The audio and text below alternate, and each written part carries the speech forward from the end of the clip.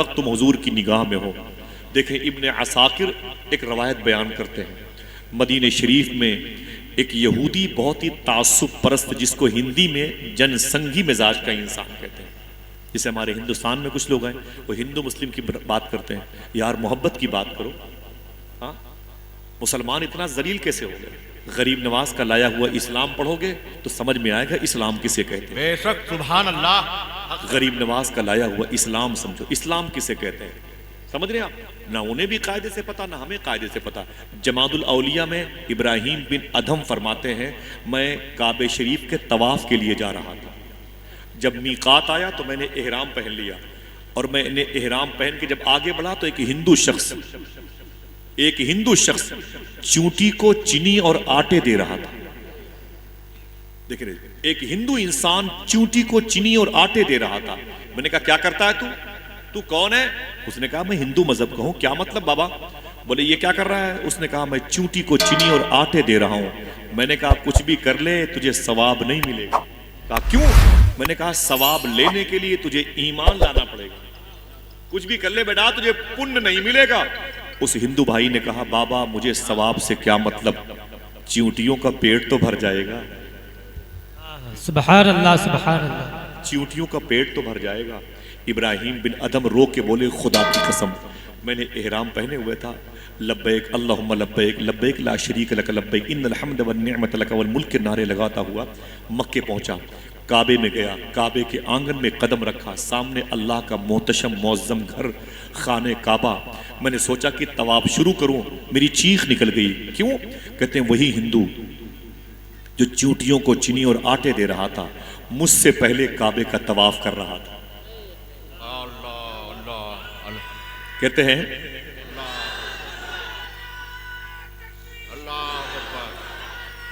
اللہ سلامت رکھے، ہاتھوں کو اٹھا کے جواب دیں، یا رسول اللہ یا رسول اللہ۔ اللہ ان آوازوں کو تقویت دے رضی اللہ عنہ، اللہ سلامت رکھے۔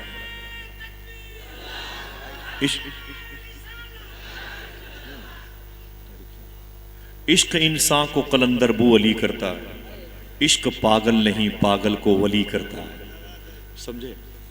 حضرت ابراہیم بن ادھم کہتے ہیں کہ میں نے کہا میرے مولا عجیب بات ہے، وہ چونٹیوں کو چینی اور آٹے دینے والا مجھ سے پہلے کعبے کا طواف کر رہا ہے۔ تو اللہ نے فرمایا اے ابراہیم سن، اس نے چونٹیوں سے محبت کی ہے، میں نے اس سے محبت کی ہے۔ اس نفرت کے دور میں تھوڑا سا پیار،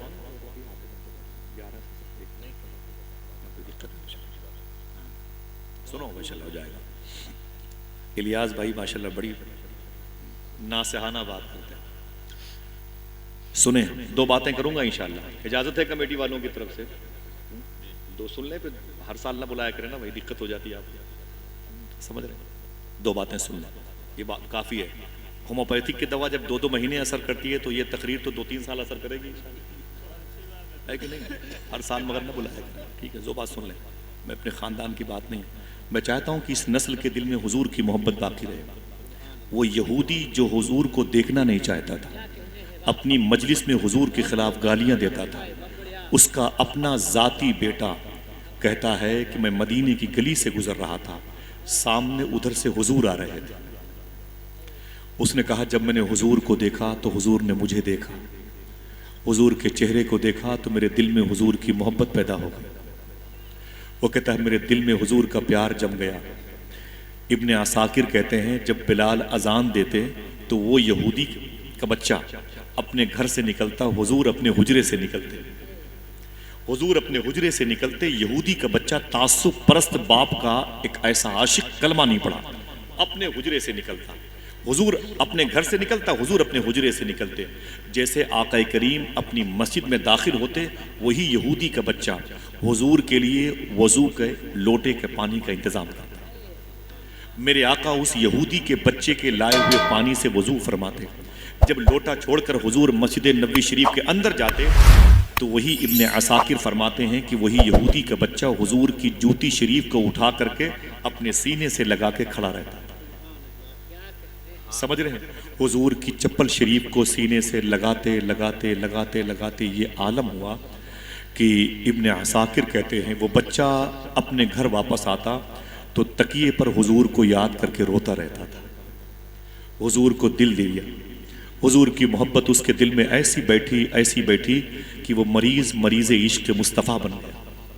میرا امام کہتا ہے جان ہے عشق مصطفیٰ روز فضو کرے خدا, جس کو ہو درد کا مزہ نازے دوا اٹھائے کیوں.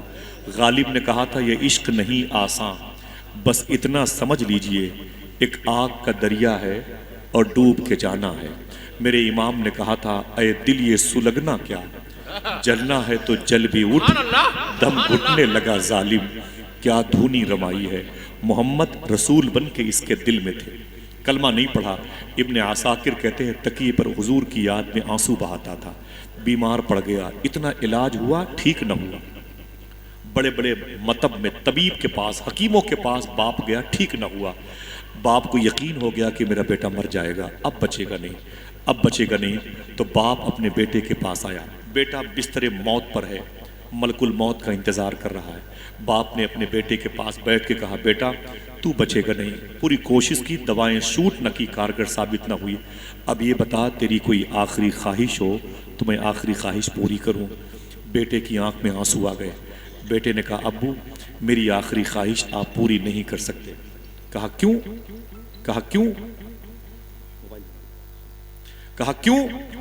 کہا اس لیے کہ میری آخری خواہش کو آپ قبول نہیں کر سکتے. کہا وجہ؟ تو بتا تو صحیح میرے بیٹے, تیری آخری خواہش جو بھی ہوگی میں اسے قبول کروں گا. بچے نے رو کے کہا اگر آپ کو تکلیف نہ ہو تو بتا دو میری آخری خواہش. کہا کیا؟ کہا مرنے سے پہلے ایک مرتبہ حضور کے چہرے کو دیکھنا چاہتا ہوں. تیرا حسن میری نگاہ میں بخدا خدا کی کتاب ہے, تیری بندگی تو الگ رہی تجھے دیکھنا بھی ثواب ہے. بچہ کا یہ لہجہ سن کے باپ تڑپ گیا.